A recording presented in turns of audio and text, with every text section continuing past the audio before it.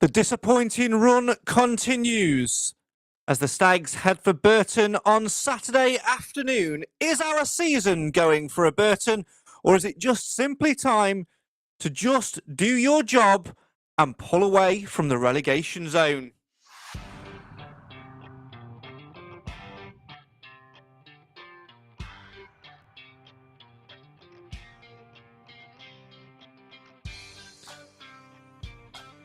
Defeat on Sunday at home to Wrexham compiles the misery even further.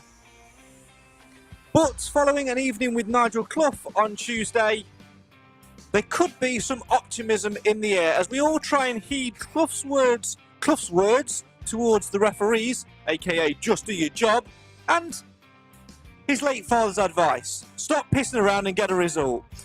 Can we do an amalgamation of the two as we head for Burton on Saturday and try and steer our season over the line and secure safety? As always, come and have your say on your team. This is the show for the fans, by the fans. Why? Because Mansfield always matters.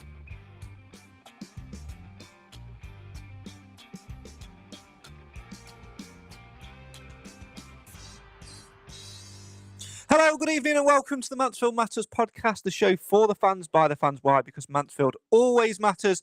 I'm so sorry we're a little bit late this evening, guys. It's just been one of those days where, do you know what? I'll be completely honest. I fell asleep on the sofa at 3 o'clock this afternoon. The next thing I knew, it was 20 past 5.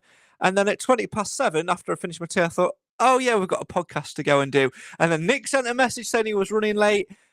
Some annoying idiot that we've not seen for weeks completely forgot. Alan Wilson, bless him, has been sat here since 6:30 yesterday evening waiting for this to start. So apologies for the late start. But we are here now. We are all ready and rearing to go. So please do, as ever, have your say on the comments on the live show in the comments below. You see, we've started that late. I don't even know what it is that I'm actually saying. So there we go. Shall we get some of let's get that underneath.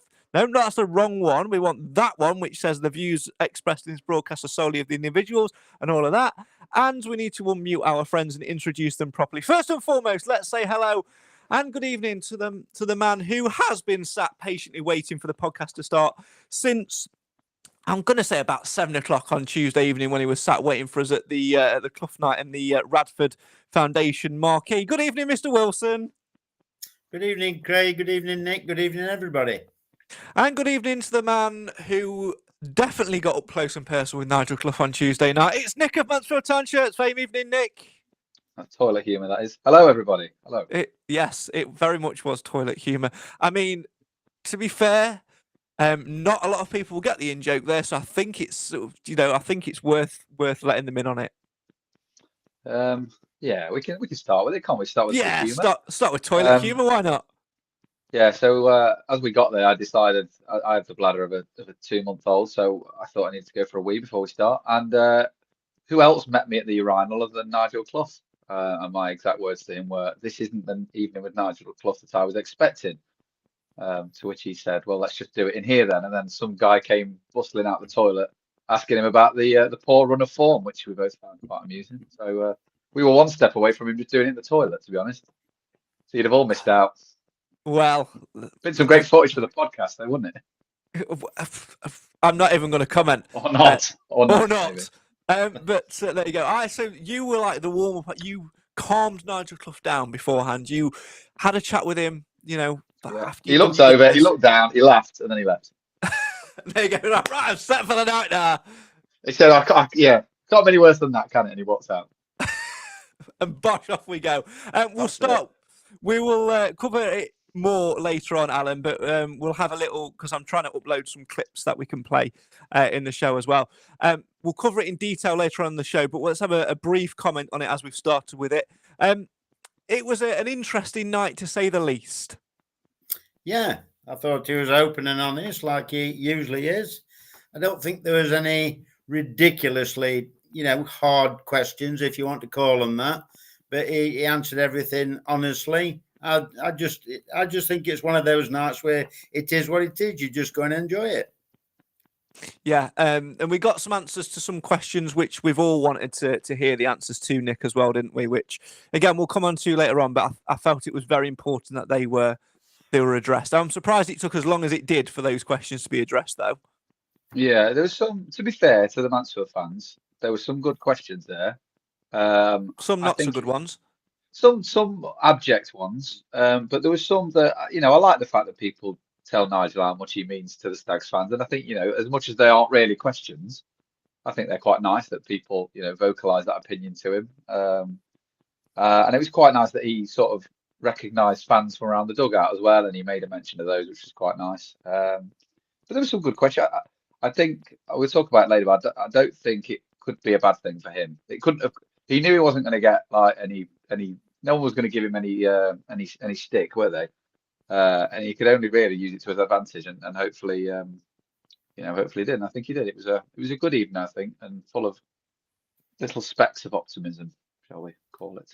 Absolutely. Well, one evening which wasn't as good an evening, Alan, was Sunday evening at home to Wrexham, and yet another defeat for the Stags. I thought the first 45 minutes we didn't have a problem, but it was like chalk and cheese, weren't it? They came out second half and were just overrun. I think it was as simple as that. It's as if we'd run out of legs. We'd got no idea. If we'd have still been playing tonight, I don't think we'd have scored. But the midfield was getting overrun, and it was quite alarming in that respect. But from what I've seen, from all the matches I've seen at One Call this year, I don't think Wrexham were any better, than some of the others, such as your Lincoln or, your Birmingham. I don't think they were that good. I think we just fell apart somewhat in the second half, which was a shame, because the first half, I think it were tit for tat. Yeah, absolutely. I do get a sense, sort of reflecting on the game, Nick, that if we had maybe 3 more players fully fit, I think we'd have given them a much better game than what we did in the end. Yeah, I think we missed. Oh, sorry, Nick. That's all right. I was going to say, even though they tend to beat us, I don't think they like playing us, because they do very often struggle against the Stags. We should have beat them last season, home and away. We certainly should have beat them away earlier in the season, and we arguably, with like you say, maybe 3 or 4, maybe, or not even that, maybe just a couple of, you stick Gregory on up front, and all of a sudden they've got more to think about, and you stick a quicker defender in there, like a Dave from the start, maybe, and not sort of a quarter fit Dave and a Cargill, and all of a sudden it changes the game, doesn't it? And I think that, they just had that little bit of nous, didn't they? And they did what we've been crying out for our players to do, and they just hit it from the edge of the box. They scored at their ground doing it, and they scored again. I mean, admittedly, they could have scored a couple of others, couldn't they? Let's be perfectly frank. But yeah, the worrying thing is, we said it last week, is that they come out in the second half and we just look slow. And Nigel, from his press conference, from the evening with, suggested that he tells them to go for it. So the only explanation can be exactly as Alan said: it's just legs, which is, I guess, to be understandable when we haven't got a lot of fit players. But that's the worrying thing, isn't it? We don't seem to put 2 good halves together, unfortunately. No, we certainly do not, and that is probably one of the major causes for concern at the minute. But one thing which was pleasing, Alan, we'll talk, we'll break the game down a little bit, because I think there are some positives to take away from Sunday. And I think one was actually completely forced by injuries and everything else. And that was Nigel Clough, perhaps a little bit stubbornly sticking with the back 5. But in doing so, Stephen McLaughlin was forced to play left side centre half in that back 3. And he was absolutely phenomenal as a centre back. Yeah, he had a really good game, and he's certainly well deserved in getting the man of the match from the sponsors, from Dean Gregory. Yeah, I couldn't fault him for his performance. I do like Mac, I always have done, and he seems to have got those worries. I mean, touch wood, he's got the injury worries at the back of him now, where he's looking a lot fitter, he lasts a lot longer, and, he's also willing to shoot, because the other chap that scored for them, that's 8 goals he's got this season from a defender, which is a very good ratio, isn't it? And obviously, with him playing there, Nick, as well, he chucked himself in every position. We know he's struggled for fitness this season, but he was the epitome of what we need at the moment, character-wise, playing for the badge, not giving up, and basically just throwing everything you've got in front of everything they can throw at you. Yeah, I think he suited it because that back five needs one of those three centre backs to break out, a la Brunt last season, as Cargill does. And the fact that he got further forward and then Maka ended up further forward and we sort of stretched them down that left hand side quite a lot. It was quite frustrating that we kept switching it to the right hand side when we had a real sense of urgency down that left hand side in the first half. And all of their chances and crosses and goals came from that right hand side. So I think you're right. Maka being in there, also having a left foot as well, meant that he could naturally cut down the left hand side. And they interchanged a few times when McDonald got, or Maka got caught up. McDonald would drop in. It's probably another one of those, Craig, where we've stumbled across something that could work not long term because he's not got long term, but in terms of long term this season. But then you realise you haven't got Blake Tracy, who could then interchange with McDonald. So we'll probably see him back at left back, I would imagine, at the weekend. But he played it fantastically well and epitomised, like you say, what we've come to expect from some of the older pros. They might not necessarily have the legs all the time, but the effort and the willingness to run and get involved is definitely not gone, has it? Yeah, as Tom says in the comments, his covering off the line was excellent work. Right place, right time, top positioning.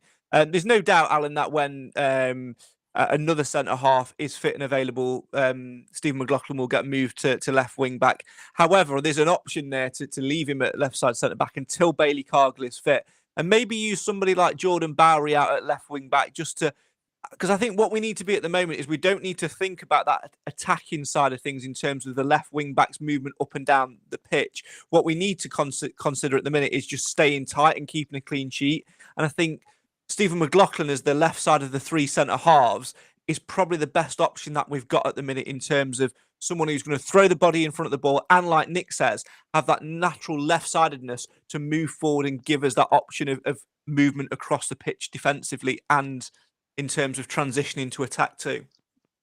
Yeah, because it doesn't matter with Maka, does it? He will give it a go. It don't matter. If he sees an option, he'll go straight through the middle and keep going because he has got a turn of pace about him. I just think from where he was to coming at the end of this season, I think he's really coming on leaps and bounds, and I think he definitely deserves his place in the team. But I've got a feeling Cargill will be fit Saturday.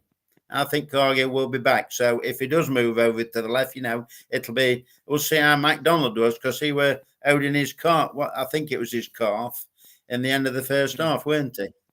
Yeah, and he went off. And Maka came off doing the same. Maka walked towards us, Alan. McLaughlin holding his calf as well. Oh, was it? Got a lot of that groin, sorry, as he held his groin as he walked towards the when he came. Yeah. I have a feeling Cargill will be back Saturday. Yeah, I think Dave might be as well, albeit a little bit rushed. Obviously, he came on in the second half a little bit more. Actually, I'm going to talk about Dave now because Mick's just popped a great comment in the comments. Being a Saturday is St. David's Day, maybe we should make St. Deji captain at Burton. No, it's not St. Deji though, is it? It's St. Dave, so it works. Oh, I've made Libby bark. I'm sorry, Libby. St. David's Day, St. Dave. There's a link there, Nick, isn't it? It was good to see him back on the pitch, albeit I think Nigel Clough knew that it was a massive risk to bring him on at half time. But we've got no option other than bringing Sammy the Stag on. I don't feel like I should say. I would have rather he didn't come on and we shuffled to a back four. For me, the bigger game is Saturday. Yes, maybe bring him on with 20 minutes left, but 45 is a massive risk. And as expected, he looked completely off the pace. To be expected. He lost every ball in the air. The players were running around him like he wasn't there, but he's not played. And I think 20 minutes for me would have been ideal. I know Clough said, well, he had to come on at half time because we had injuries, but could have gone to a back four for me, and I would have preferred that than Dave coming on. But it'll be if any game's right for him, it'll be Saturday when it against his former club. Not like Lucas, where they celebrate him down there. They genuinely don't like him down there, so he's got something to prove. And he's probably been our best player of the season. So if he can come back to anything like the form, it just takes pressure off somebody else in that back five who's playing there and probably shouldn't be. It just allows us to free up a key position, especially when he plays in the middle and he's got Cargill to the left of him and Bowery, Flint, Kilgore, whoever. And I know Clough singled out Kilgore, didn't he, and said how well he'd done in his interview. Yeah, I thought he had a good game as well. So, I didn't think he got. To be fair, none of the back three really put foot wrong, I didn't think, particularly. The goals, one was a fluke and one was a 30-yard rocket, wasn't it? So difficult. And McDonald again, if he wasn't injured, I think he deserves every right to start, Callum McDonald. But like I say, with injuries, he probably won't. But yeah, send David back for St. David's Day. Why not? Bring back St. Dave. I do agree. I mean, obviously, we might have a few more options defensively when it comes to Saturday anyway. I mean, obviously, George Williams, Elliot Hewitt, and Bailey Cargill, the three that started the game prior to Wrexham, who obviously all went off injured, have had a week to get back fit, and maybe one or two of them might be back with slight contention. We'll certainly see. It's definitely an interesting one to try and go with. But yeah, Alfie Culgore looked great. Obviously, he missed, didn't he? I think it might have been the Blackpool game, wasn't it, where he was sent home for the weekend. And sometimes you need to do that and get his head straight. And he came back in and looked assured. And I think having that comment from the manager saying that as well is really boosting for his confidence. Sadly, as much as we're going to praise Callum McDonald, who really atoned for his horrific home goal with being in the right place at the right time and getting up the pitch and putting some decent balls in from left wing back for 45 minutes. Unfortunately for him, he's now under the Clough microscope and seems to be the one that's being pinpointed. He had a right go at him for the for his part at Blackpool, conceding 2 goals after being 3-1 up. And he also had I can say more than a slide dig, didn't he, on Tuesday night, Nick, at his part in the opening goal for Wrexham on Sunday. Yeah, I think at first I thought he was joking about it, saying that he regretted putting him into the squad. But then, as his face never changed, did it? So he was he joking or was he not joking? Or yeah, it's a disappointing own goal. I don't think he's obviously not meant to do it, has he? I must admit, I don't know what he was trying to do. I think somebody said he was trying to clear it over the crossbar, but I'd rather him just use his right foot and hoofed it clear. I'm not quite sure what he was trying to do. But the thing about Callum McDonald, no matter how the game's going, he will attack and he will run forward, and that's what he did. And he got into the right place at the right time. And I think with McDonald, he strikes me again as we've got a lot of these. He's a confidence player, so I'm not quite sure that the whole let's dig him out, even if you're having a joke at his expense in front of all the fans. I don't know. Yeah, just doesn't seem the right player. I feel like you could do it with Aikens, you could do it with Quinney. There's a few in there that you think, just let him be. He's not played for 6 months. He's been playing with the kids for 6 months. He's finally got back in.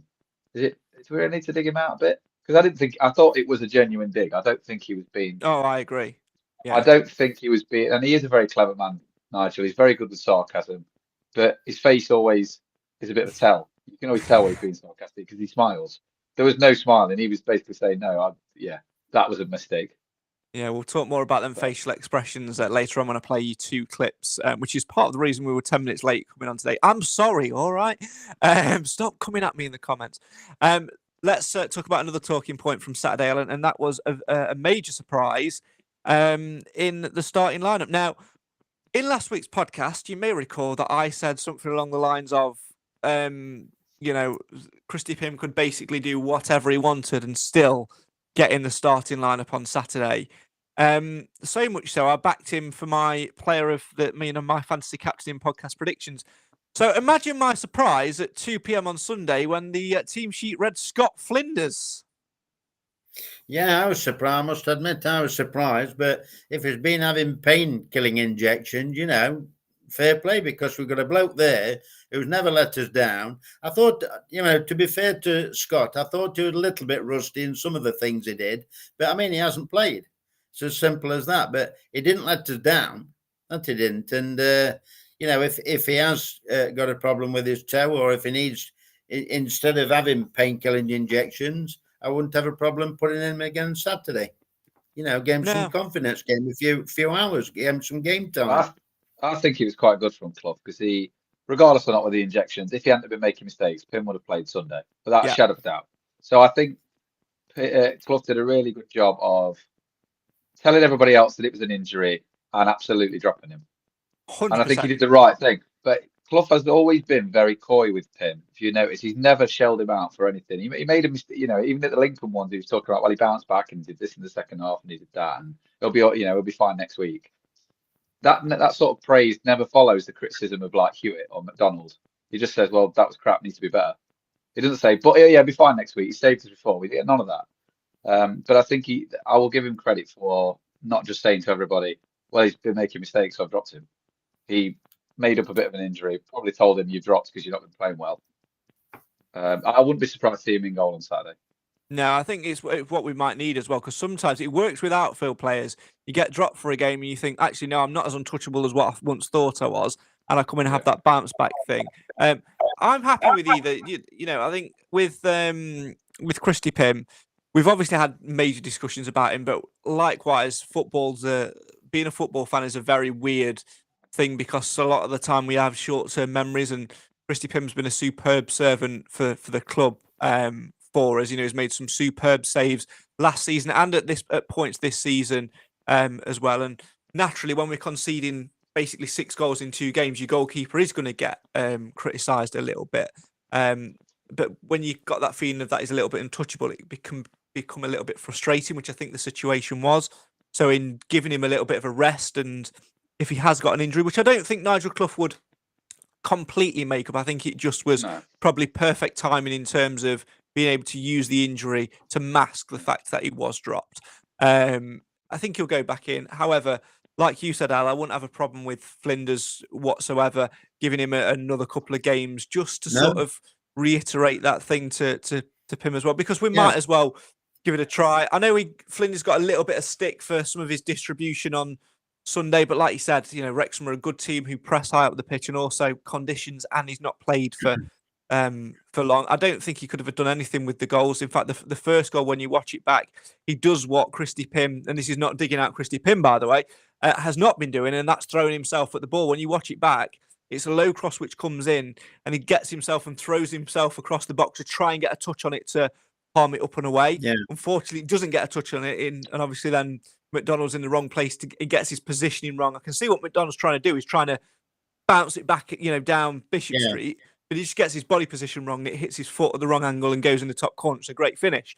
And there's nothing you can do about the second goal. So we're blessed with 2 very good goalkeepers, a third in Owen Mason, and we've got some good young keepers coming through as well. And whoever plays, I'm not as fussed. You know, we've had so many seasons before, haven't we, where we've seen the first choice goalkeeper get dropped and we go, oh, such and such is playing. We've lost already. You know, we don't get that with goalkeepers, do we? In fact, we have the opposite effect. I'm going to say that Steck and Bishop were like the same, weren't they? They're very similar to what we've got now. Steck and Bishop is that we you know, Bishop dropped out. Steck was always. I mean, I don't think he ever did, but you know, he was a worthwhile replacement. Sorry, Al. You're right. No, I'm just basically going to say the same way. We're in a good, fortunate position, aren't we? We're both having the same. Just say, when Mason's coming up now, he should be getting a look in, I think, sooner rather than later. You know, if it's only next season or something. He's had all these loan spells and whatever. So I think it's time that if and when need be, it all depends what Scott decides to do, don't it? Whether they keep him on, whether he decides, you know, to drop down a league or whatever.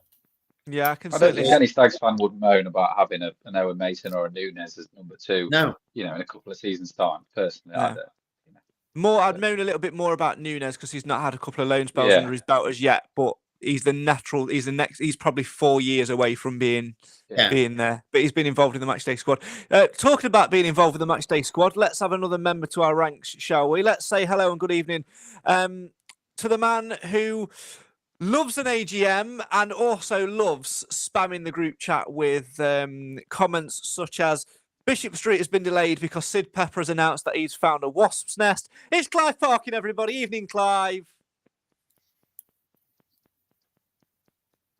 We can't hear you.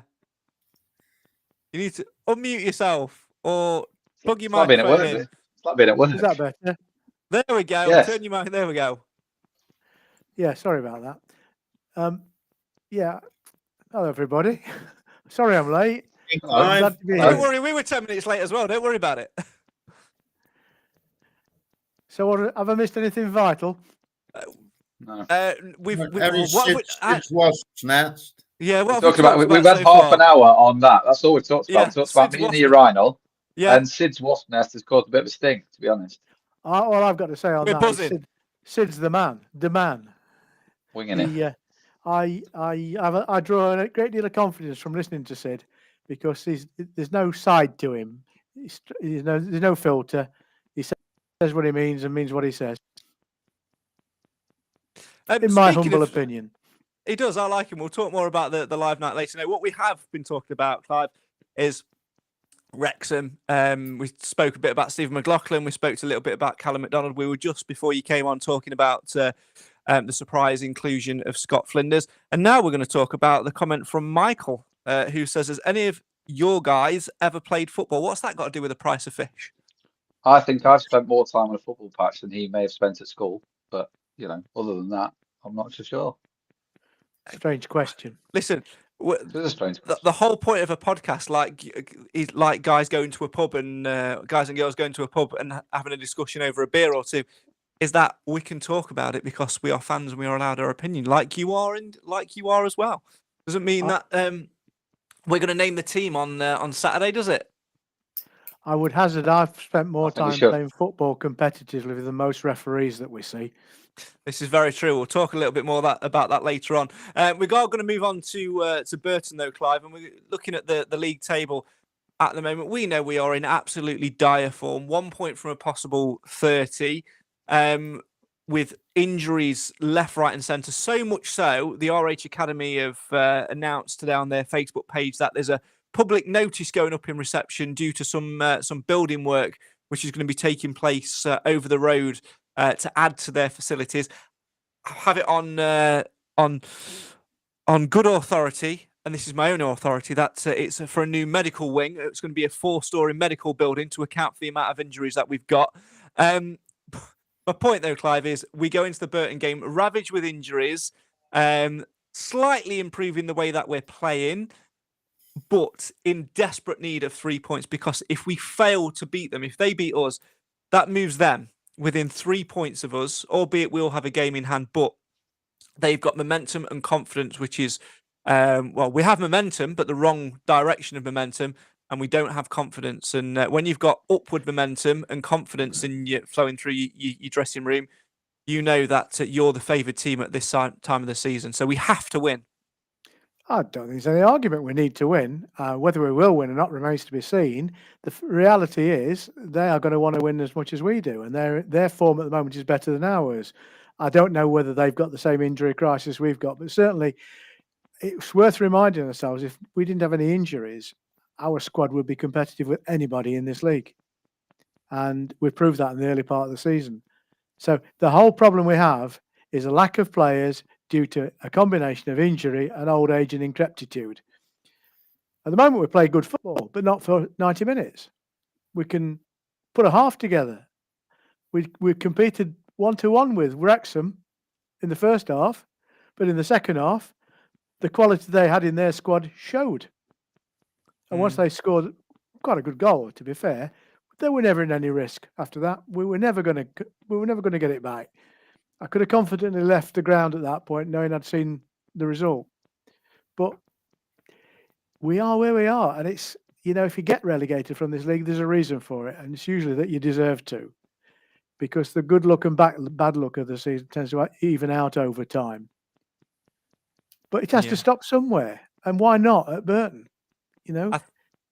There's the same chance as we're getting points from Burton as there any other game, slightly more than when we're playing a team with greater competences. I think the emphasis has to be on Burton, though, Alan, because of what I mentioned there. If they win 3 points behind us with upward momentum and confidence, and that would make it 1 point from 33, which would just be even worse to comprehend. I think it is a must-win in terms of the confidence it will give us for the remainder of the season, and the buffer at the right time of the season that it would put back between the two sides. And, of course, you throw into there, obviously, all the links between Clough and about 90% of our players too. I agree, but there was, when it was after on Sunday, there were a lot of people around where my box is saying, when Burton beat us, we're going to be 3 points behind. I said, let's turn it the other way.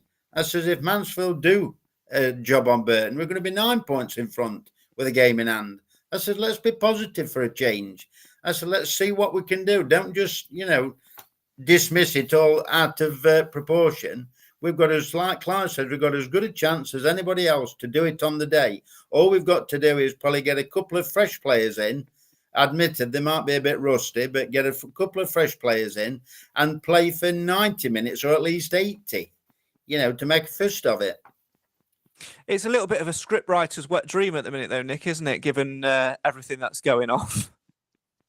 Yeah, they're a good run of form, aren't they? But at the minute, they've changed manager. They signed players this week. Signed somebody from Wrexham. But then the disappointing thing is, I guess, that I don't think hardly any of the Burton ex-players will feature.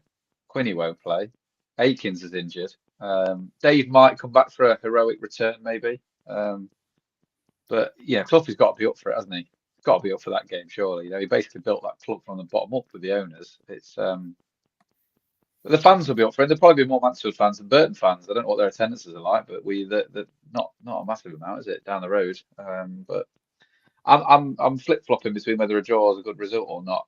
As long as you don't lose, keep a clean sheet would be a good thing for me. When was the last time we kept a clean sheet? 14 games since we kept a clean sheet. I think we stopped the last rot with a drab 0-0 at Charlton that I went to, and that stopped the rot. We won the next 4, was it? 4 out of 5 after Charlton. Yeah. Just don't concede and you won't lose. If we don't concede for half our games between now and the end of the season, we're not getting relegated. It's got to stop. We've got to stop conceding these sloppy goals. How good you are up front doesn't matter if you don't concede. You're not going to lose. And I think that's where we need to start on Saturday. But historically, I don't think we've ever won at Burton in the league, so we'll have to be turning those books around as well. But we just need to try and not concede. But like Alan said, a positive result, and all of a sudden the table does look very different. But yeah, it completely swings the other way if we don't.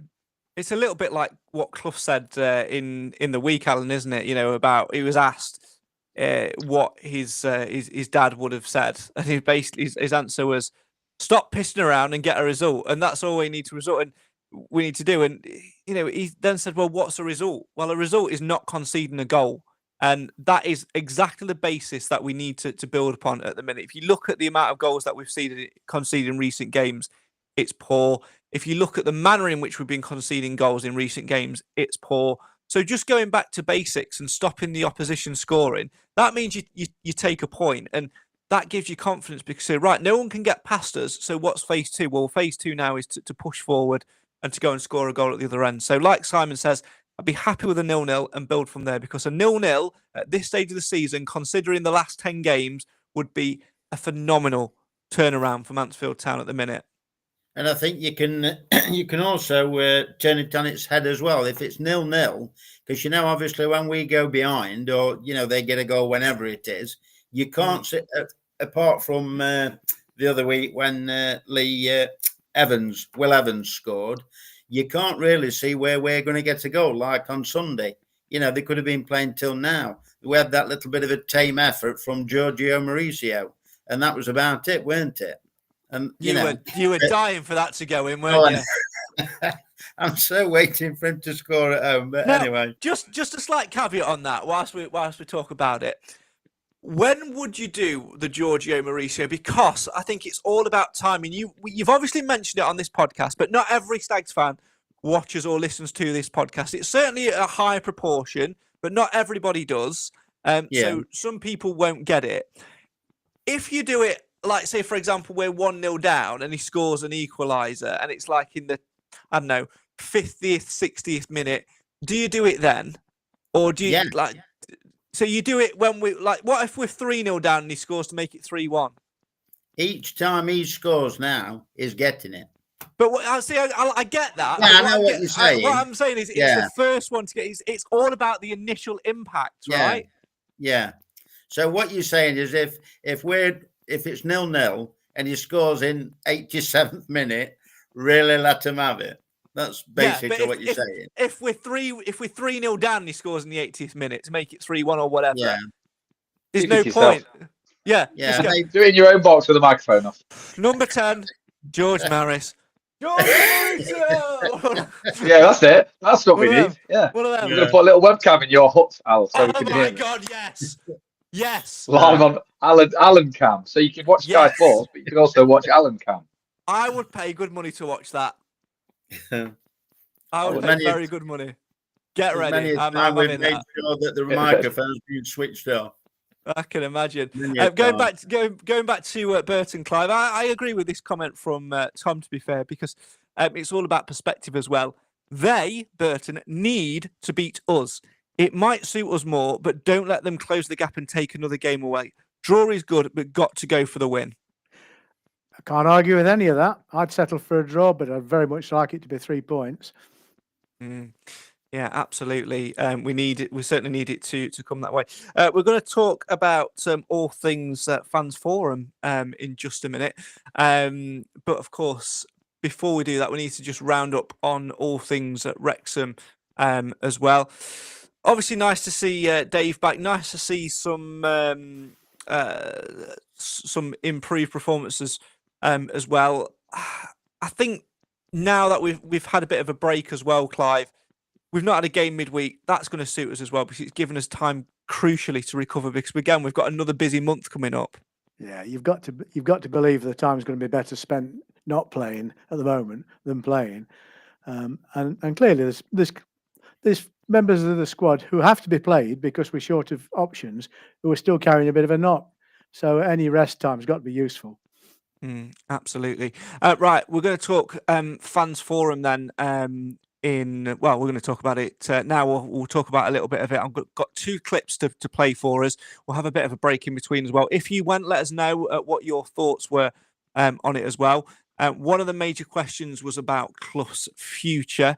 We'll come on to that question in a little bit. But also, this clip sprung to mind. So let's have a little bit of a watch and a little bit of a refresh and pay particular attention to Nigel Clough's body language. Comes from John Tate. He says, I ran a Sunday League team for over 40 years. After a bad performance or result, I felt down for the next 48 hours. I've watched your interviews recently. You look very down. My question is, after bad results, how do you deal with the stress? It's not so much stress, it's just abject disappointment and everything else that goes with it. We're all down in the dressing room, first of all, when we've lost another game or not, certainly lost, not won. And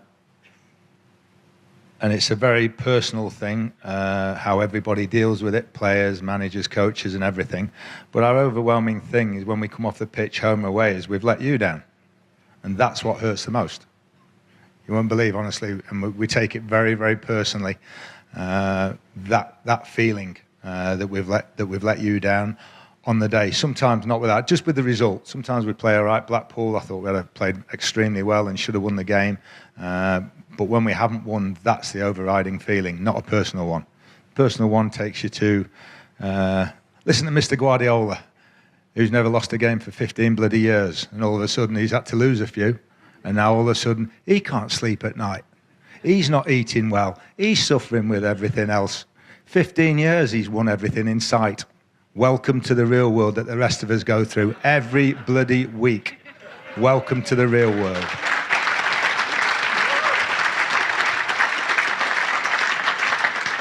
And the next people that it affects with the players and us is our families, because we don't take it out on them, but they are a massive part of it.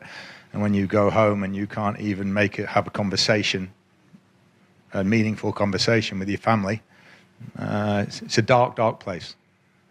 Tony Pulis, I remember talking to him, and he said he got to the stage where they were losing a few games and he had a little room in his house. He said, and when he got in after a game of defeat, he'd just go and sit in there, and his wife would open the door, put some food in for him, close the door again, and that'd be it for the rest of the night. No, that's serious. It's almost like a cell where they put the food in for you, you eat, and that's it, because he couldn't face it. Stark words from Nigel Clough. And if you want to watch the Fans Forum in full now, you can head to Mansfield Town Football Club's YouTube channel, where the full production is on there. A brilliant night it was indeed. Lots of questions for Nigel Clough, the Stags boss. And of course, Sid Pepper, the Stags director on Bishop Street. We'll talk about that a little bit later on in the show as well. But that's not an easy watch back, that, is it, Nick? No, it's not. I think it's really important that people do remember that. You know, he talks about, I think he talks about his wife a lot, doesn't he? And says that, you know, she doesn't want him to stay any longer. And you think, well, you know, why wouldn't she? You know, he's earning good money. And then you listen to that and you think, well, I imagine when he does come home on a Saturday night, he isn't going to be much good company, I imagine. And then you think Sunday morning, is he still thinking about it? Yeah, he absolutely is. And then it drags into the week, and if there's a game on Tuesday night, I can absolutely see why people's families say, I don't want you to carry on. And I think that gets very lost in football, because ultimately, as much as we love Mansfield Town, it affects our life for about, a couple of 100 minutes a week if you play twice a week. Because a lot of the time, I'm really annoyed on the way home. I drive home, I see my little one, and I forgot about it. Yeah. But there's absolutely no way that Nigel can forget about it when he gets home. That is his life. So we think, we're the fans. We live for Mansfield Town. Well, actually, Nigel lives for it a lot more than we all do. Because we go home and go, that's crap. Anyway, what am I doing tomorrow? And we don't forget it. We don't take it home with us, really. My dad's always miserable the next day. But Big Tone. Shout out Big Tone. Yeah. He's he won't know who that is now, will he? If you're wondering who that is. It was very candid, very honest. And I think the seriousness in his face, and a few times he went to say something, but his brain stopped him. Before the Pep thing, he said it can take you to think about Pep. So he was about to say something that I think was probably going to be a bit maybe too open to what he wanted to say. But the fact that night brought it out of him, I think maybe for him is a good thing to get it off his chest. And those evenings, if you ever watch any other club's versions of those evenings, they're very set, aren't they? They're set questions, and the manager answers them and then he stops. Whereas Steve-O let Nigel, because Nigel kind of answered the question twice there, because I think he knew that Nigel obviously had a lot to get off his chest, and we should all heed a lesson, I guess, in realizing and remembering how much it affects, the manager and the staff and the players, I imagine, as well. The important thing is, Alan, we were humbly reminded that football is just a game and it affects people in different ways. Nigel Clough's had a long managerial career. There'll have been highs, but also there've been lows. And at the moment, he probably feels like he's failing. He's got us to where he intended us to be, but the next step has not gone the way he planned, and he's certainly feeling the pressure. And of course, with his future up in the air, let's be candid about this. We'll play the clip about him talking about his future later on, but he doesn't know how much longer he's got left in management, and he will be determined from the Clough DNA to not go down on a whimper, which of course, if we get relegated, is exactly what he will do, and he'll be remembered for that rather than for the bigger picture.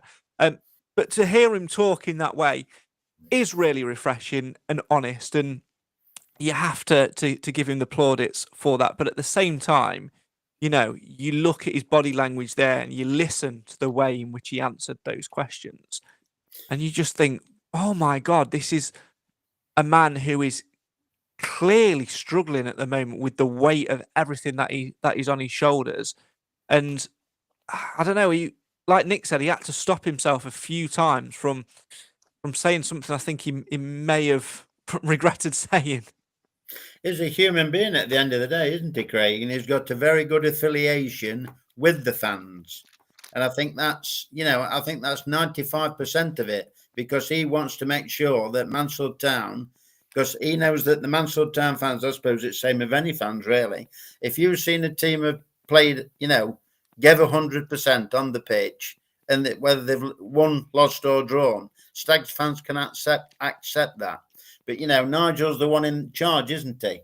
He can't accept that, because he knows whatever he sees in the training on the week. Like he said about Aram Boateng, he didn't play, or he's had a couple of bad games, whatever. And then he says he had a really good day in training today. So he could be pushing for a game on Saturday, but he sees a lot more than we do.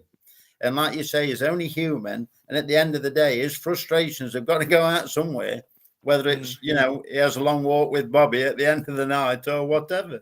Because he even alluded to about his marriage, didn't he? He says he'd been married something like 34, 35 years. And she basically said, if you want to be married for another 5, said, you won't be a Mansfield Town manager or a manager.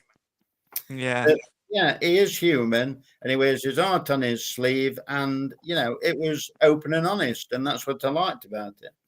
And didn't his dad end on a relegation as well at Forest? He did. I imagine that's. I'm not suggesting that he obviously he doesn't. I imagine he doesn't want to end on the same, because I remember an interview with Brian saying that he regretted kind of staying because how it ended. And I imagine Nigel probably very much the same. Well, I think if you look at his dad's situation as well, Clive, obviously the YouTube videos of his final interview, I think he did with Match of the Day, are still out there to find. And he was a broken man. Obviously, he had his demons as well, did Brian? And it was a completely different, time in football. And they are two completely different people, although there are definitely some parallels there as the years have gone on. But that will be in his mind as well, because he would have been, a lot younger. He would have been obviously an adult when Brian was finishing. But to watch your dad go through that must also be playing on Nigel's mind at the moment. I'm not so sure. I think the history surrounding his father is well known and well documented, and everybody could see at the end, albeit with hindsight, that Brian Clough was not a well man at the end, and it impacted on everything he did.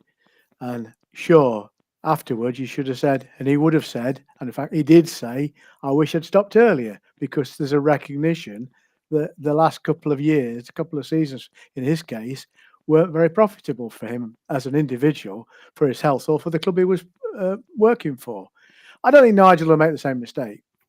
I have to say, though, I mean, my view of Nigel Clough is at times he infuriates, and we all get angry about some of the things we think he does or doesn't do. And of course, I'm one of the many experts on the terrace who knows how to better manage a football team than the guy being paid to do it.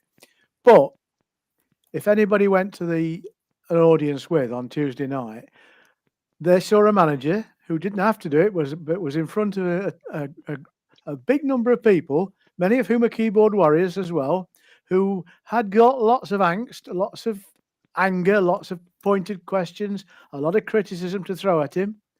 And in his pocket, he got 1 point out of 30, one draw in the last 10 games. At the end of that session, everybody in the room gave him a standing ovation. The man was masterful. He had everybody in his pocket at the end of the night. And I think if there's any questions about his motivational abilities in the changing rooms, some of that was dispelled, I thought, on Tuesday night. Because if he can motivate dry old cynics like me, he's got to be able to motivate lads who want to make a living out of playing football. And I do honestly think it all percolates down to the astonishing fitness problems we've got. That demands other questions, of course, but take that away from the equation, we'd be in the top half of the league comfortably. Anyway, I thought Tuesday night was very well worth going to. I thought Sid was marvellous. I thought Nigel was marvellous. I even thought Steve-O was good. That's saying something, isn't it? Let's take a quick break, and when we come back, we'll have another clip from Nigel Clough, and we'll continue to talk about that fan forum, some notes from what Sid said and some notes from what Nigel said as well. And then, of course, we'll have a look ahead to Burton on Saturday and a little bit of fun along the way as well. This is the Mansfield Matters Podcast, the show for the fans, by the fans. Don't go anywhere.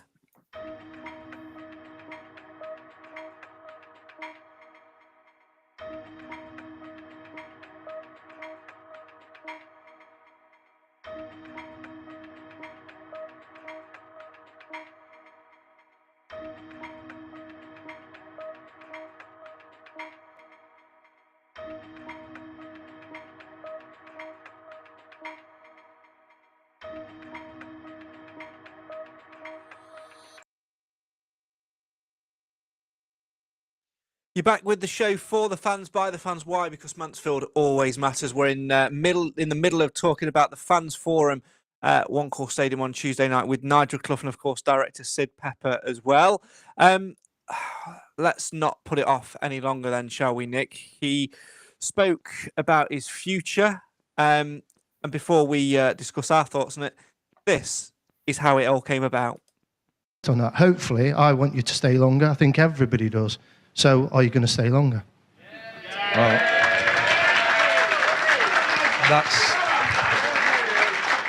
that's the one question I was dreading because I can't answer because largely it's out of my hands. So I can't answer it. I can't answer that at the moment. We've had a fantastic. I know we're a bit past our sell-by date in terms of. I think the average tenure is now 13 months. Is it less than that now for Football League managers? So I realise that we're a little bit past that, nearly 4.5 years.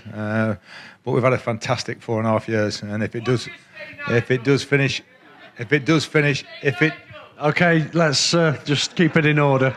if it does, as I say, I can't answer that because things are up in the air at the moment until we can secure our future, and then hopefully we'll sit down and have a chat once that's done. But the relationship I think we've had for 4.5 years has been so special. It's been unbelievable. Once we got out of COVID, coming back in, and to see the crowds go from what we were getting 2.5, 3 or something like that, to 8.5, 9,000, and the travelling support. Very, very special relationship I think we've had over the last 4.5 years. And honestly, not just me, everybody, staff and everything, we can't thank you enough for that. And to stand up when we've not won for 10 games, oh, hell, it can't get much worse than, well, I hope it doesn't get worse than 10 games, although we had 14, didn't we, before? But to still have the support that we've had and in the room tonight. Just ignore the message that popped up from Nick halfway through that. Because I didn't send anything else, wasn't it? I know, exactly. Well, I would have taken that out, but I was trying to... That's another reason why we were late on the show tonight, because I was trying to record those clips and upload them. If you want to watch the thing in full without interruptions from the Mansfield Matters group chat, it's on the Mansfield Town Football Club YouTube channel now. I believe it's on iFollow as well if you go there. Superb production done by Steve Oney's team. But let's delve into the crux of the question then. We knew it was coming on all night, Alan. It was a matter of time before it was asked. I felt it was asked in a superb way by the gentleman that did it. But at the same time, Nigel Clough gave an answer, but didn't give an answer, if you get what I mean. Yeah, and I think I alluded to it about 2 or 3 weeks ago, maybe.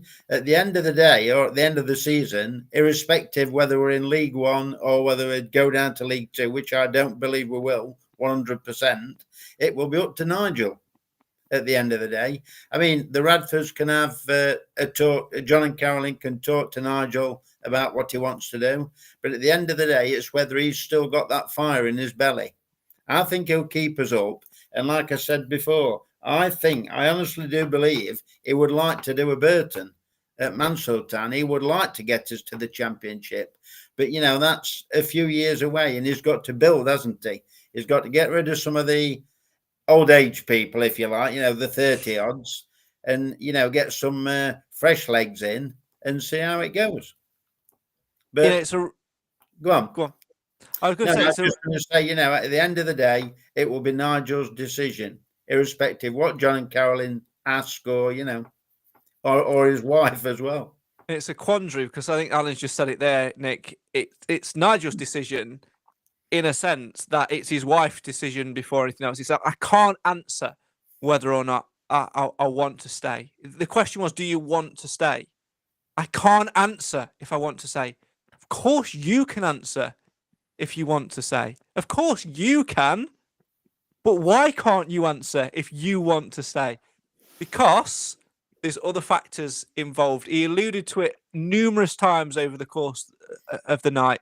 We mentioned it earlier on about him saying, I've been married for 35 years. If you want it to last another 35, then you're going to have to stop being a football manager. Well, in order to achieve what Alan's referenced in terms of doing a Burton and taking us to the Championship, it's going to be another 4 or 5 years. And I think, I don't know, there's something in my head. I could be completely wrong reading the situation, Nick, but there's something in my head that says the future of Nigel Clough as Mansfield Town manager doesn't get to the discussion point of sitting in a meeting room with John and Caroline Radford before it gets to sitting in the living room of the Clough household and Mrs. Clough saying yay or nay. I don't know. I think that's a bit of a cop-out because, Mrs. Clough never stops Santa going out on Christmas Day, does she? The thing is, I think if you marry a Clough, right? If you marry a Clough, they go, who are you going to marry? Nigel Clough. Your life is football. Doesn't matter how long you live, your life is football. His brother's in football. Everyone he knows is probably in football. I'm sure we've got cousins who work at the Stag somewhere on the line. If he didn't go to football and he'd be going to matches every other day, I imagine she knows that if he quits Mansfield, he doesn't sit at home watching, reruns of The Price is Right during the day on Challenge. So I think it depends on what division we're in. I think if we go down, he will not commit because then it might need 2 or 3 seasons to get back up. And I think that at that point, he would say, look, I have not got the time because I want to maybe spend more time with my family in the future that I can't commit. But if we stay up, he could easily stay for another season, couldn't he? I think it's dependent on that. I think if we go down, I don't think he would stay. My only worry is, and I know we touched on it before and others disagreed with me, but it will cost us in the transfer market, this indecision, without a shadow of a doubt. Yeah. Because if you're signing for Mansfield Town Football Club, you're signing for the manager. You're not signing for the training ground. You're not signing for, it's a bit not loud on away days when I've played here before. You're signing for the manager, for your boss. People stay at work for the boss. People leave at work because they're boss. They don't go because the toilets are nice or it's easy to get to. It's the people you work for. And I think if we have this indecision in a couple of months and we still don't know what division we're in, it will cost us next season, regardless of what division we're in. Because players won't know whether to commit to Mansfield Town if they don't know who the manager is. He's a massive draw, isn't it? And if he's not going to be there, people will go, well, if he's not going to be there, then I'm not that bothered. Because he's the draw, isn't he? He's bigger than Mansfield Town, his reputation. So if there's an inkling that he might not be there, if I was a player, I'd go, well, that's uncertainty to me. I can't commit my future. And they're not paid a lot of money, are they, at Mansfield Town? They're not life-changing amounts of money. It's, they've all got normal houses and normal cars and normal lives and families. They're not going to commit to Mansfield Town if they don't know whether Nigel's going to be there or not, is my personal opinion. And we could lose 2 or 3 months of player activity because of it. I think we already have. And I think, Clive, that Nigel alluded to that himself, because there were questions about transfers, etc., on Tuesday evening, and one thing he did sort of say, and the age thing as well, was yes, we need to address this next season, and we have got plans in place to address this next season, which contradicts the answer to whether or not you'll stay, because in that answer he was very much talking like he had a 3-4 year plan or whatever. But I think it has held us back, because if Clough can't answer the question of whether or not he'll stay, then how on earth is he or his staff, because presumably if Clough goes, his body of staff will go as well, how on earth are they able to plan for the transfer market in the summer? Because it is now when you start having those conversations with those players. We were having conversations with Lee Gregory about this season the December before, last January, when he was going to join from Sheffield Wednesday. We were having conversations with him, November, December time. So, of course, you're talking to agents now. You cannot go to an agent and say, I'd really like to sign, Bob Bobson, your client, and we'd offer him this, this, and this. And the agent goes, yeah, that's fine. We can agree to those terms. Bob would love to come and sign for you. And then Clough turns around and his team turn around and go, only problem is, agent of Bob Bobson, we don't actually know if we're going to be there next season. So will you commit on paper and say yes? And then Bob Bobson, his agent, goes, I don't know about that, because I've got 4 clubs on here, and I reckon, they know what they're doing. They know what their future is. And that indecision, like Nick referenced, Clive, I think it's going to be, it's a massive weight hanging around our necks and on our shoulders, isn't it? Possibly. I think there's an awful lot of crap being spoken about whether Clough's influenced by his family or his wife, or whether whether he's happy to go on next season. He's intimated that he wants to be involved next year, but you can't expect the man to declare where he is at when he's in negotiation with his employer. At the moment, there isn't a contract on offer. Why isn't there a contract on offer? Because the club haven't made one yet. Why hasn't the club made one yet? Because they're trying to understand better where we're likely to be budget-wise next year. That's dependent on whether we're in this league or the one below. I mean, I like Alan's positivity, and I think I share most of it. I think we will be in this league next year. But if we're not, it affects the budget. Now, under those circumstances, do the club extend the tenure of the manager and his team, which is quite an expensive product, or do they say everything has its time? It's the 5th year. Let's try something different. Which that wouldn't be unreasonable. I personally think the reason he's keeping his mouth shut is because it's the right thing to do when you're negotiating. And of course, he's got an agent, don't forget. And you're going back to players, whether they'll sign for a football club or not, and whether agents are going to choose one club because they seem to be showing more stability than another. Agents only have one motivation, and that's to line their own pockets. So they always put their player in a position that suits them better. Players themselves will be influenced by a number of factors. You've mentioned one, which is Do I like the manager in place, and do I see that as being an attractive proposition? I accept that to a point, but they're also keen not to uproot their families at the stage in their career they're at and relocate to other parts of the country. So geography is quite important in all this, and we've had that in our favour recently. And then you've got the little black book. People like Clough and his team have enormous amount of networking in their pocket, and I do believe that Simon and others will be keeping an eye on players all through the season with a view to them becoming potentially signings at the end of the following season. So I think it's not as stark as that. I mean, if I'm your player that you've mentioned, Bobby Bobson, or whatever his name was. Bobson, what a guy. He can play centre-back, left-back, Well, and up front in goal. I've heard good things about him. I mean, if at the end of the day you want to play for a team like Mansfield Town that doesn't have a hiring and firing reputation, by the way, that's the other strength we've got. By the very fact we've had a manager in place for the 4.5 years, that in itself shows the club isn't chopping and changing. They take life seriously. And the fact that a manager of Nigel Clough's reputation and stature has had a special relationship for that length of time with owners, and owners can be incredibly fickle, it's positive. So I think we're worrying too much about it. I think Nigel will be here next year if we're in this league. I think if we're not, there may well be a change. It's funny, though, because there's a caveat to that, Nick, as to what Clive said, is we were in exactly the same position last season, albeit vying for promotion rather than battling against relegation, whereby Clough's contract was up and we knew he was potentially thinking about walking away. And his answer at the same time last year was, I've got a clause at the end of my contract. If we get promotion, I'll stay. If we don't get promotion, I'll walk away and give it to somebody else. He could have said exactly the same thing this time around, couldn't he? I guess Clive is right about that. If he's in contract negotiations, then he's not going to mention it, is he? But I don't know. He chopped and changed, I guess, didn't he? 1 minute he said we'd bring this amount in next season and we'd get X amount out next season. Then other breaths he was saying, I don't know. Maybe some clarity on it soon would help. I think you can't drag it on to the end of the season, but maybe we will. Who knows? Let's put it this way. Sorry to talk across you, but if the club now said, Nigel, here's your contract for next year, which most fans would want to happen at the moment, and then we don't pick another point up for the rest of the season, they're going to be under enormous pressure, having made that decision.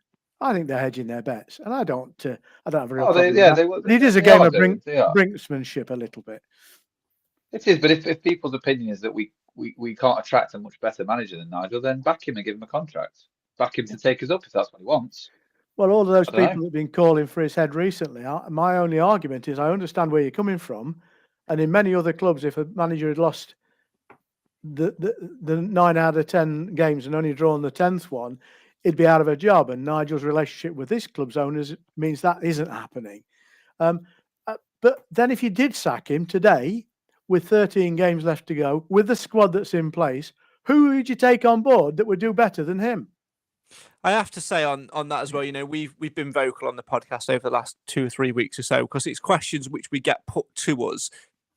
Like we've said, for me, keeping Clough here until the end of the season, he's earned the right to keep us up, and I think he will achieve that. And I agree wholeheartedly with what Clive says in terms of injuries and things like that. Had we not had those injuries and still only got 1 point from the last 30, then it would be a completely different discussion. But we are where we are, and I've got full faith in him to do so.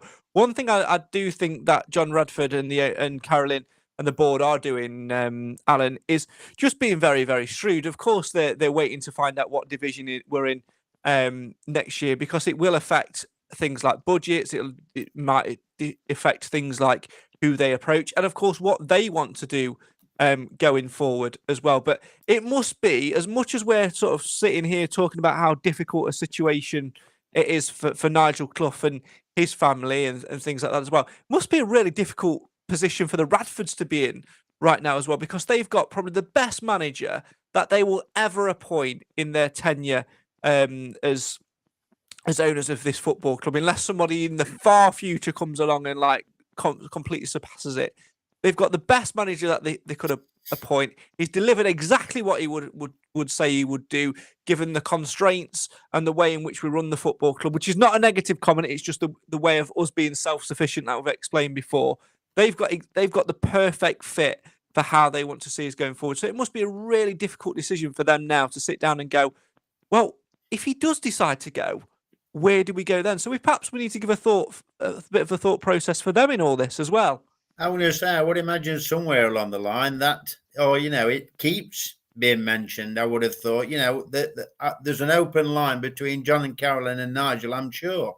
But who's to say, looking on the positive side, if Mansfield Town get the next 4 wins and they get to that 50, or, however many it takes to get to 50 points, the conversations might be had then because they'll be safe. It's just another thing to put in the mix. But I would imagine conversations are ongoing, and it's as and when things happen. Let's briefly round up the chat on Clough's future following that clip. As I say, you can watch it in full now on YouTube, and I follow as well. And that is by looking at it in this way. If at the end of the season we achieve what Alan has mentioned there, which is we get a few wins in the next few games, we secure safety, and then Clough has got a decision to make. If he turns around, Nick, and says, "That's it, I'm retiring," or "I'll give you one more, I'll give it one more year," it's either retire or one more year. Is that the right thing for us to do, or do we need to now be thinking, once we've got over the line this season, we need to stop thinking about season upon season and progressing 1 year at a time? Or do we need to think longer term again, like we did 4 years ago when we fully appointed him? Does that make sense? Yeah, I know what you mean. The thing with managerial appointments, it's so difficult because your decisions are as only good as who's available at the time. If he at the end of the season, if he says, you know what, I've had enough, I'm hanging my managerial coat up. Other than me trying to get that coat for the collection, it's who's available, isn't it? There's no hindsight as to who's available now and who might be available in a year's time. Listen, you don't need a Nigel Clough coat to feel close to him, do you? Let's be honest. No, absolutely not. But it is really difficult because how do you know who's going to be available in a year's time unless you do it succession planning inside the club? And I am not a big fan of that at all. I can't remember the last time it's worked anywhere where somebody's come up from the club and you've gone, oh yeah, they'll do. No, it never works. Liverpool had a good time with their boot room managers.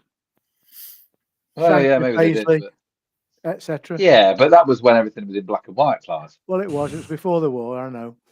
It was, but during the war. But at Mansfield, if we talk about Mansfield, it doesn't work very often. We've had success before, and Watkins got promoted and all this stuff. Yeah, it does happen.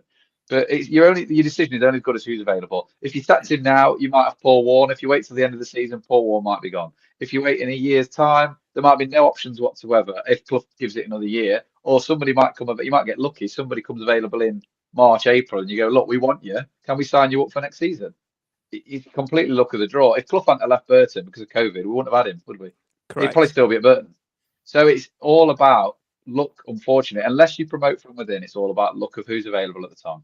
Absolutely. Keep your comments coming in. Have your say on your team. Lee says, if Nigel was to retire at the end of the season, does that necessarily mean that the other parts of the coaching team go too? Perhaps not. Oh Simon says, oh my God, difficult for Nigel to say, I want to stay with current performance and no contract decisions. Personally think he will stay if we stay up. James said, had the pleasure of sitting next to Clive at the fans forum. Enjoyed his... How much did you pay for that comment? Enjoyed his witty remarks at times. It came through how personally Nigel really takes it all. If the players do their jobs on Saturday, hopefully we'll get a result and turn things around. I feel Nigel will keep us up, then walk away, says Mark. To get us higher, will take another 3 to 4 years minimum, which he won't do, or his missus won't let him do. Kathy says it was very touching and interesting to hear Nigel open up like that. What a fabulous evening it was. And Tom says he's a genuine person that cares about his job and understands the effects results have on fans, but it sounds like he tries to shoulder a lot of it himself. It's his character and what makes him who he is, and why and why he is a fan's favourite. So, Alan, I'm going to run out and top my water up because I've not got a big enough glass today. And you're going to tell us your favourite moment of all things Tuesday night from what Nigel Clough says. Because when I come back in a minute's time, we're going to talk Bees Nests and Bishop Street. Alan, you're in charge. Well, thank you very much, Craig. Yeah, I just thought it was a really enjoyable evening, if that's the right word. Really enjoyed it. We had a good crack. I was like the gentleman that sat next to Clive, enjoying his witty remarks somewhat. We had a good meeting with the Mansfield Matters crew, as well as Nick's dad. Is it Big Tone they call him? It was nice. Apparently, we're the only people who call him that, but yeah. It was like to welcome him on board, and very nice, like Nick is. But yeah, just thoroughly enjoyed it. We call him Big Tone because his name is Chris and he's not big. I just thought Steve, like Craig alluded to before, he put the whole thing together very well. And how well did that gentleman do from Forest Town with the quiz? I thought that was the biggest surprise of the season for me. Well. Yeah. It was unbelievable. That I know. Yeah, he only got he one. deserves a place in the team on Saturday for that. I think and the questions, the questions weren't that stupid, were they? They were nowhere near as daft as I was expecting from the general population. You don't do daft quiz. It is proper questions, but I think Nigel. I mean, for the audience though, when you get that guy who kept shouting. What did it? Who was that guy who kept shouting at the back? Who was that? Who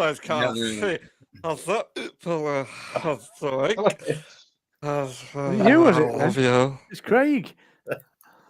From Mansfield Matters. So, welcome back. Right, let's move on, shall we? And talk about all things Bishop Street. It wasn't just about Nigel Clough on Tuesday night. Sid Pepper had half an hour as well. I think I'd like to see that on a regular basis.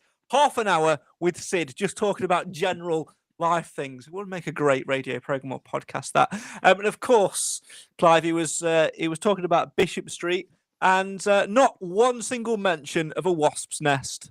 No, it was me being flippant to suggest that the whole thing had come to a grounding halt because of a wasp nest. I mean, the reality is everybody looking at that stand week in, week out wants to know what's happening because it doesn't appear to be happening very quickly.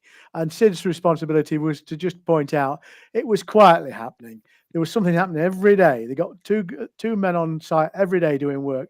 And because the access was so poor, most of the work had to be done manually. But he illustrated where they were at very, very clearly. He's either not clever enough or he doesn't like to be deceptive. He tells it as it is. Now, if He's people a don't straight like talker. if people don't like it, that's up to them. But when anybody said, "What about this?" he had an answer for it. And if someone said, "Well, yeah, but what about why have you not changed?" He knows what he's doing. Now, if there's a downside, we don't know what he knows what he's doing because we don't very often hear from him. So I'm with you, Craig. I think there ought to be 10 minutes with Sid regularly because he can keep updating people, and we're all interested. And of course, again, Mansfield Town is so fortunate, it's so lucky to have so many stand renovating experts who sit near me in the Bishop Street. Sorry, in the Bishop Street, opposite the Bishop Street. That's where you're wrong. You say there will be a sat there. Here we go. Oh no, but everybody's got an opinion, and some of it's bright opinion, some of it's dumb opinion, but they've all got opinions. So it's nice to hear from the bloke who's been given the job to do. And I don't actually envy him because I'm not sure he understood the crap he was going to have to deal with when he accepted the task. But I do the bright side of it. Once they've done the Bishop Street as it is, that's the hardest bit because of all the complications, wasp's nest or otherwise. When it comes to doing the second phase, which is the extension down towards the Quarry Lane end, that should be a piece of cake for him because he's already done the foundation work and you can work down there with the equipment he needs. You're not reliant on coming through the back door at the top of Bishop Street. So I think because somebody's questioning whether phase 2 will take place if we're not in the same division. I think phase 2 is locked on. I think it's phase 3 that's unlikely to happen unless we've made that graduation. Yeah, absolutely. I think with Sid though, the one thing with Sid that he's done wrong is and I've learned this myself in construction, is he gave a date, and we all suffer from first figure syndrome. And clients of ours that I work with will do it, even if you are using the most limited information. You give them a date, and things change, and they hold you to it. They go, well, yeah, but you said you'd be done for Christmas. It was never going to be done for Christmas in a million years. But he obviously thought, well, I'll just get a date out that's in the future. It sounds like we might be done by then. I'll say it. You know, it will probably be, let's be honest, next Christmas. But because he says dates, people go, oh, it's behind. I think if he did, I mean, we have to do a simple newsletter of what's happened. Within about 3 weeks, people would get bored and would just forget about it because they would realise that progress is being made. It's boring. It's not very exciting. They're doing little bits and bobs. They're doing stuff. They're coming across problems, but they're solving them. And just leave him to it. He's the man who's been given the job to do it. Leave him to it. Stop asking him for dates and when it's going to be finished. And just leave him to it. But I think because he keeps giving dates out, because he's trying to give a bit of transparency and he doesn't want to give the politician's answer of, well, I don't know. But he doesn't know. So don't give a date. I guarantee that his actual first answer when he was asked that by the press or by Steve-O or whoever off record was 24th of never. But Probably, then he had to give a proper date. Some key takeaways from what he said though, Alan, was one of the questions he was asked was, why not demolish it entirely and rebuild a new stand? Simply because demolition would have cost around £500,000, which would have included, building a new retaining wall as well, which is just simply not possible given the logistics around Bishop Street, etc., etc. The new stand will also not be attractive, but will solve and save the stand as is, and give us an extra bit of usage and revenue coming into the stadium.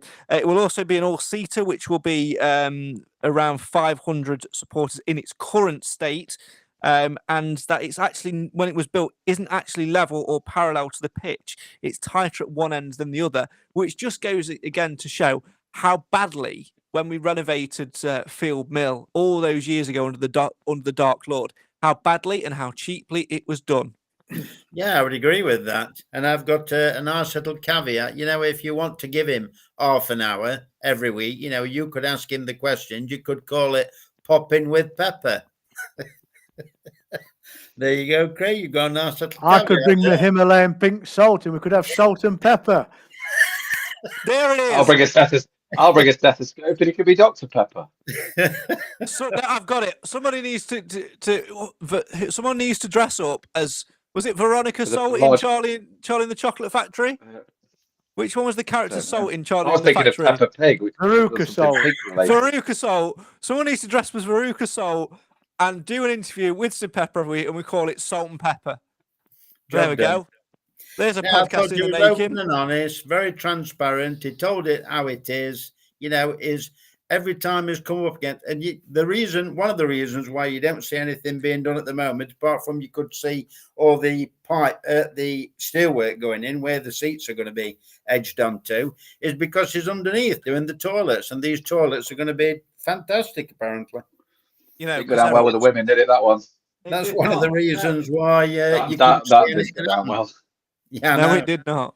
There we go. Apparently, it's a one-way system for the men's toilet. It's you go in one end and come out the other, and what you do is you urinate whilst you're moving, like a weeing conveyor belt. You just stand on and that's efficiency. You see? One of them.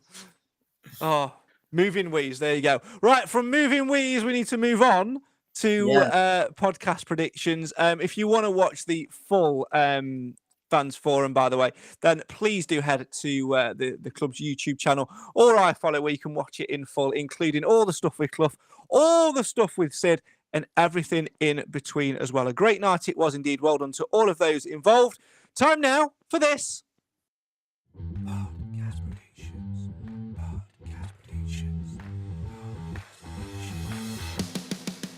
So can you be the master or an embarrassing disaster? In this guessing game, there's a simple aim. It's outguess the rest and be the best. Win, lose or draw. Do you know the score? Who will be your hero to make sure you don't score zero? Yes, it may be fiction, but this is Podcast Predictions.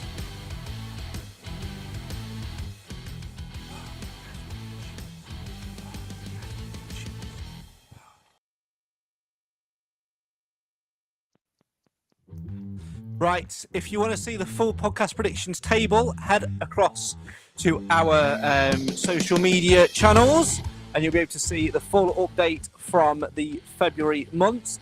Let's kick off with the man who is highest on leading the way in terms of Mansfield Matters podcast predictions, and that is Clive. We're going for Burton predictions. Clive, win, lose or draw?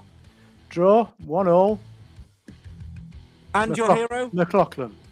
Nick, on to you. Is this for Saturday, yeah? Mm-hmm. So I have decided to get clever. I've asked AI for my podcast prediction this week. And very quickly, Burton's got the edge here. They're at home, riding a wave and facing a Mansfield side that's lost its spark. I predict a Burton Albion to nick it, maybe 2-1 with a late Mansfield Town consolation goal from Evans. So there you go. That's what Grok of Twitter AI has suggested. So 2-1 Burton, Evans. Fair play. Alan, you're not using AI. Well, you are. You're using Alan intelligence. Alan Intelligence. I'm going 2-1 win. And the man of the match, I'm going for Bailey Cargill. I am also going for a win. I am going for a 2-0 win. And I am going to go for... Do I risk it? Do I risk it? I risked it last week and it backfired on me, so I'm going to play safe and go George Maris. If you want to play along with podcast predictions, I was going to go Dave, obviously. If you want to play along with podcast predictions, you can do so. The link that you need is in the description. Please do. You've got to do link Wigan as well. Is that midweek? Yeah. Oh, bugger, yeah. I think it is, isn't it? Isn't it? Is it? Yeah, it's Tuesday the I'll make that 4th. up. Oh, bugger, yeah, Yeah, no, it's it Tuesday is. night, isn't it? Yeah, Yeah, Clive, sorry. very quickly, Wigan, please. 1-0 win. Yep. Dave. Nick. AI says 1-1. Oshalaja. Dave. Alan. I'm also going to 1-0 win. Evans. Yep. I'm going to go for a 1-1 draw, and I'm going to go for Pim. We'll be back between the sticks for that one. If you want to play along and with podcast predictions, then feel free to do so. The link that you need is in the description. And a reminder, you must do so no later than 1 hour and 1 minute before kickoff on your respective games. Content loading. Selecting game. Game selected. Players stand by. TikTok Craig, what's in their socks?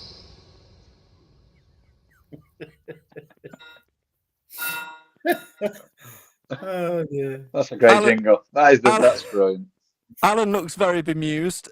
Clive has got no idea. Now, earlier on, I said to everybody who was coming on tonight, can you please bring with you a sock and an item that will fit in your sock?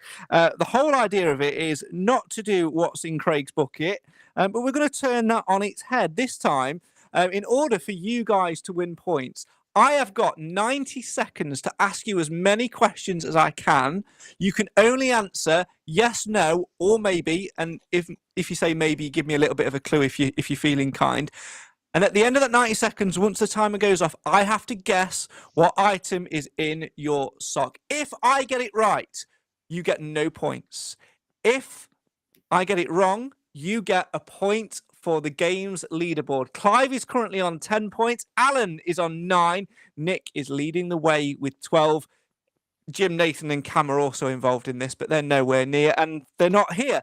Do we understand the premise? 90 seconds for me to guess. Right. In which case, Clive, you're going to go first with your item, and the 90 seconds start in 3, 2, 1. Can you eat it? No. Can you wear it? No. Would you display it on a mantelpiece? No. Would you use it on your body? No. Would you gift this as a present? Potentially. If you were to wrap it as a present, would it be a flat shape? Yes. Would you use this item in exchange for cash? It's items and no. It's lots of the same thing, Craig. Would you sprinkle this on your dinner? You'd be mad if you did. Who's thinking he poured salt into his stock? Yeah. You're not going to lie. You're right, Am. Is it wet? You're going to have to ask, is it wet? Is it wet? Rarely.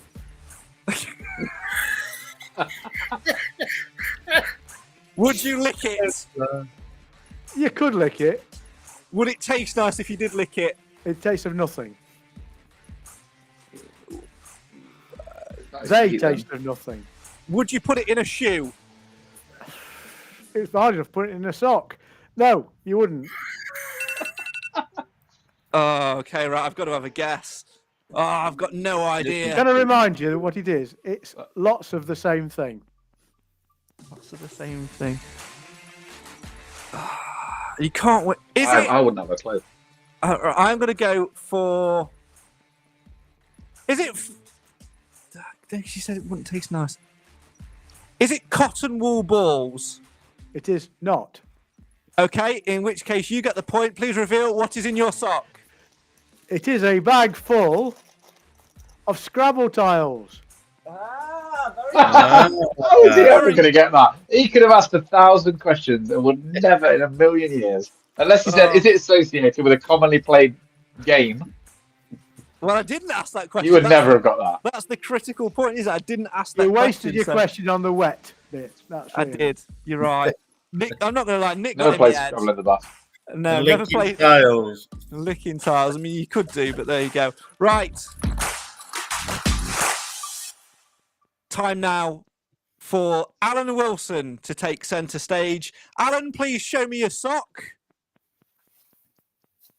Oh, God, where's he going to get that? There. Oof. You just Taking take it off. with your foot. There He you go. just took it off his foot. Right. No, I've got a pair of socks on, I promise you. 90 And seconds. somebody snapshot him dangling a sock. Hey, what about this one though? Nordic. Oh, there we go. Right. 90 seconds for me to guess what's in Alan Wilson's stock. Start in 3, 2, 1. Can you wear it? Yes. Would you wear it as a fashion accessory? No. Would you wear it upper body? Yes. Would you wear it in addition to wearing a shirt? You could do. If you were wearing it for this item formally with a shirt, would that be along the right lines? Or am I getting myself tied up? No, you're going off on a tangent. You can wear it whether it's a t-shirt, a shirt, a jumper. Does this item include a pin or something sharp to hold it in place? Not really. It's not sharp or a pin, but it does have something to hold it in place. Is it Velcro to hold it in place? No. Would you wear it in your ears? Definitely not. It's not a sofa then. Oh no, I've gone. I don't know. Is it wet? No. He panicked. He panicked. Oh no. Can you eat it? Can you eat it? No. Oh, I no. know I got a clue. Well, I know time's what it up. I got a clue. My initial thought was jewellery. I'm going to say, is it a? It's got with Alan. It's got to be something stag related. Is it a ID badge?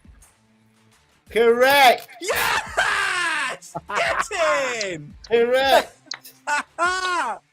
That's a brilliant pull out of the bag there, Craig. Well done. It is. Well done, Craig. And what a strange place Alan keeps his lanyard. Exactly. No wonder no one knows who he No is. wonder he works with a limp. Unfortunately for Alan Wilson, it means he gets absolutely no points, but you have no idea how delighted I am to get that right on a feature which, frankly, is backfiring on me a little bit. Right. Well done. So far, Clive has a point. Alan hasn't got a point. Can Nick get a point with his item in his sock? Nick, let's see the sock. The item is at the top of the sock. Right, at the top. Oh. Okay, My right. mascot sock from 2002. Okay, so Nick's sock is ready. I'm ready. 30 seconds. Start. Oh, no, I started the timer early. I've done myself a mischief there. Need to reset it. That's all right. You said 30 seconds. You want 90. You're right. I do, Alv. You're right. I did myself a mischief. My 90 seconds start in 3, 2, 1. Can you wear it? No. Can you eat it? No.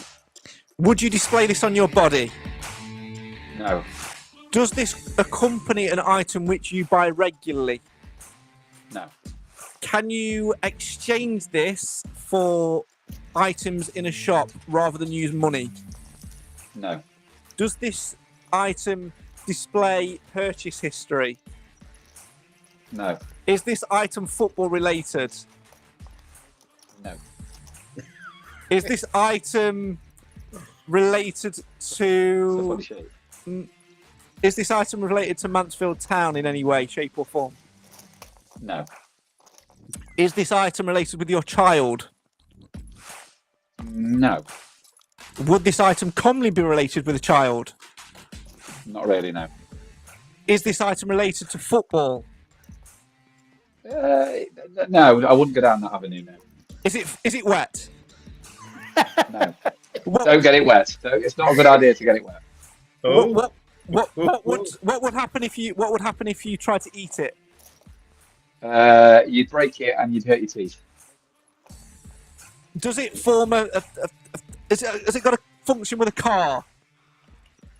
No. It has. It's got a motor of sorts, but it's not related to a car. No. Is it to do with a laptop? Is it to do with a laptop? No. I've got no idea what this is. I've stuffed a drone into a sock. I hadn't even guessed. So here's my guess. A drone. Is it a A drone? drone in a sock. Is it Yes. a drone? It is. Sock it to him. Do you know what? It's made a hole in it. I made a hole in the sock. Oh, I'll give you the point, Nick, because I didn't guess. I had no idea what it was. And Clive, you're absolutely right. It is carp. Well done. Well done, Craig. Well done.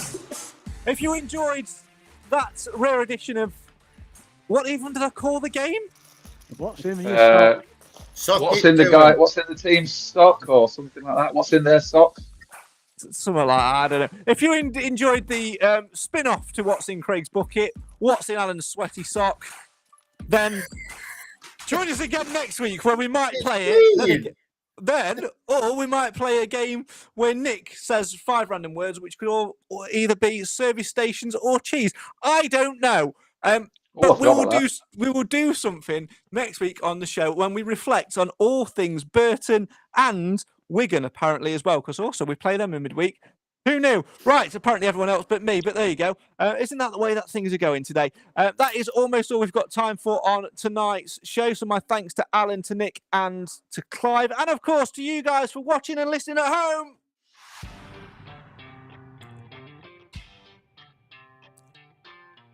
We didn't really talk about it tonight, but Nigel Clough had a great rant about referees in which he said the phrase, "Just do your job." That's exactly what the Stags need to do on Saturday afternoon as they head to his former employers, Burton Albion, and try and get back to winning ways. Let's extend that buffer between ourselves and Burton. Let's have a little bit of relief and release on next week's podcast, shall we? As always, if you want to play along with podcast predictions, the link that you need is in the description. No later than 1 hour and 1 minute before kickoff, please. And make sure you follow us on all things social media to find out when we're next going to be live. It'll probably be Thursday, let's be honest, at 7:30. For now, that's all we've got time for. Thanks so much for watching. Thanks so much for listening. Nick's off to darn his socks. Alan's off to do what he's doing. And Clive's off to find some Himalayan mountain salt. Good night. Oh my God.